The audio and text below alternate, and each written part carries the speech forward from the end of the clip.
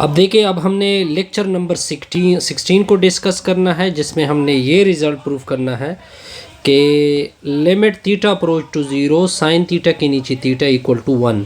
इसके लिए मैं हेल्प इस डायग्राम से लूँगा। ठीक है, तो सब कुछ डायग्राम में आपको कवर होगा। देखिए, मैंने एक सर्कल ले ली और ये यूनिट सर्कल है। यूनिट सर्कल मतलब यहाँ से लेकर यहाँ तक रेडियस इक्वल टू 1 होगा, और ये भी रेडियस है, और ये भी r इक्वल टू 1 होगा। यानी OA और OB की वैल्यू किसकी इक्वल होगी? 1 की इक्वल होगी। देखिए, मैंने आपके सामने रखा भी है कि ये वैल्यू किसकी इक्वल आ गई? 1 की। अब देखिए, ये एक तरह से टेंजेंट लाइन बना, और तो ये लाइन और ये लाइन आपस में परपेंडिकुलर आ गए। ये मैंने ऑलरेडी कवर किया है कि ये परपेंडिकुलर है।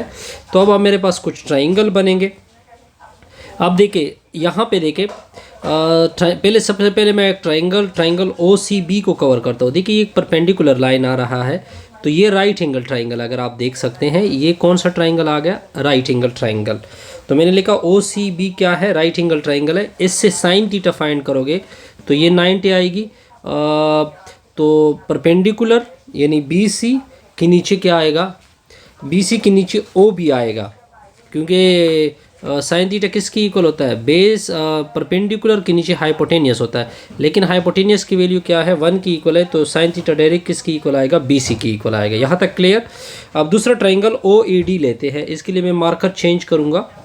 ये ट्राइंगल मैं लेता हूँ, ये बाहर का, ये भी एक राइट एंगल ट्राइंगल है। मैंने आगे लिखा हुआ है कि ये भी राइट है। इससे टेंजेंट थीटा फाइंड करते हैं।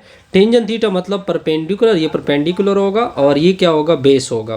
तो AD के नीचे OA, लेकिन OA की वैल्यू क्या है? 1 है, तो इस वजह से इससे सिंपल वो आएगा ये चीज़। अच्छा, ये चीज़ तो क्लियर हो गई। अब देखिए, एरिया ऑफ ट्राइंगल किसकी इक्वल होता है? 1/2 बेस ज़रबे हाइट होता है। अब देखिए, ट्राइंगल OEB अब ढूंढना है आपने। तो ये ट्राइंगल हम ढूंढेंगे। ये मैंने मार्कर लिया। ये देखिए, 1/2 बेस ज़रबे हाइट होता है, लेकिन यानी बेस इसका OA बनेगा, वो तो 1 की इक्वल है। ठीक हो गया, तो बेस की जगह 1 यूज़ होगा। हाइट, इसका हाइट ये यूज़ करेंगे।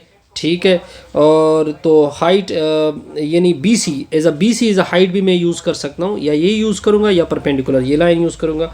तो इस वजह से 1/2 साइन थीटा आएगा। तो ये रिज़ल्ट आपके सामने हो गया। सिमिलरली, अब दूसरा एरिया ऑफ सेक्टर। देखिए, इस सेक्टर की एरिया फाइंड करेंगे। वो किसकी इक्वल होता है?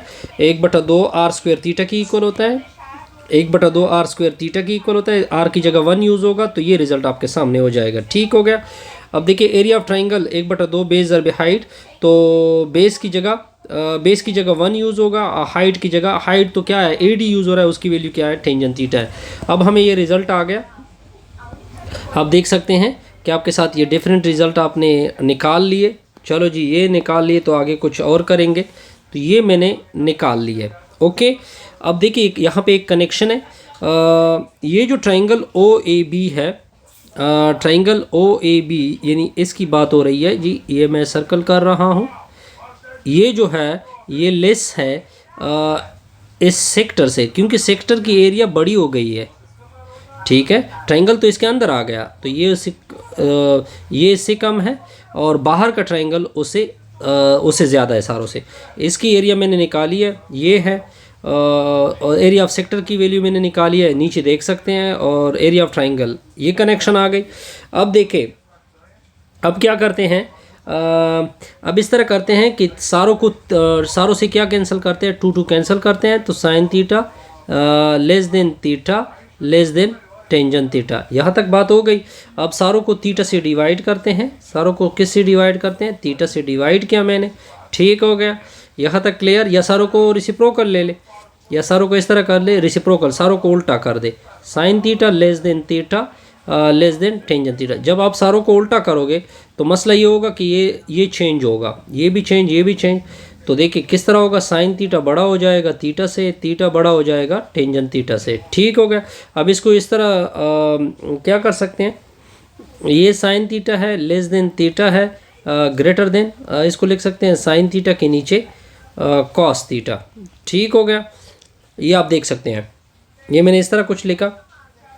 अब देखें, अब सारों को किससे डिवाइड करते हैं? थीटा से डिवाइड कर सकते हैं, ठीक है। बल्कि इस तरह करते हैं कि साइन थीटा से डिवाइड कर दे, तो साइन थीटा से डिवाइड होगा। ये ग्रेटर है, जब ये ग्रेटर है तो ये लेस होगा ना, तो ये आ जाएगा थीटा के नीचे साइन थीटा आ जाएगी, और साइन साइन कैंसिल होंगे तो इससे आ जाएगा लेस देन 1/, कॉस थीटा। यहाँ तक ओके। अच्छा जी, अब चूंकि यूनिट सर्कल में हमने एक पोर्शन लिया है ना थीटा की जगह, यानी 1 less than theta is less than n/2, ठीक हो गया। अच्छा जी, अब मैं इसको दोबारा रेसिप्रोकल लेते हैं। तो इसे 1 लेस देन थीटा के नीचे sign theta less then 1/, cos theta. अब सारों को उल्टा कर दे दोबारा, तो कुछ कनेक्शन अब दोबारा ये चेंज होंगे। तो 1 ग्रेटर देन साइन थीटा के नीचे थीटा, ठीक है, फिर 1 डिवाइडेड ये कॉस थीटा आ जाएगी, ठीक हो गया। अच्छा सर, अब देखिए अगर मैं थीटा को, अब हमने थीटा की लिमिट अप्लाई करनी है। थीटा की कितनी लिमिट अप्लाई करनी है? थीटा अप्रोच टू ज़ीरो, तो इस इधर भी थीटा अप्रोच टू ज़ीरो होगा, greater than limit theta approach to zero होगा, इधर भी साइन थीटा के नीचे थीटा, और फिर ग्रेटर होगा थीटा के नीचे theta approach to zero cos theta आएगा। इस पे तो लिमिट अप्लाई नहीं हो सकता, 1 हो जाएगा। इसका लिमिट छोड़ दे, थीटा अप्रोच टू ज़ीरो होगा, साइन थीटा के नीचे थीटा आएगी, कास थीटा में 0 पुट करोगे तो ये 1 आएगा। अब देख से ज़्यादा से ज़्यादा ये किसको अप्रोच करेगा? 1 को अप्रोच करेगा ना, क्योंकि इधर भी 1 है उधर भी 1 है, तो ज़्यादा से ज़्यादा ये किसको अप्रोच कर सकता है? 1 को अप्रोच कर सकता है। तो इस तरह हम रिज़ल्ट या सैंडविच थ्योरम के मुताबिक भी रिज़ल्ट निकाल सकते हैं कि इसका लिमिट 1 होगा थीटा अप्रोच टू ज़ीरो, इसका लिमिट भी थीटा अप्रोच टू ज़ीरो 1 है, तो इसका लिमिट भी किसकी इक्वल होगा? 1 होगा। जैसे हमारी ये वीडियो क्या होगी कंप्लीट।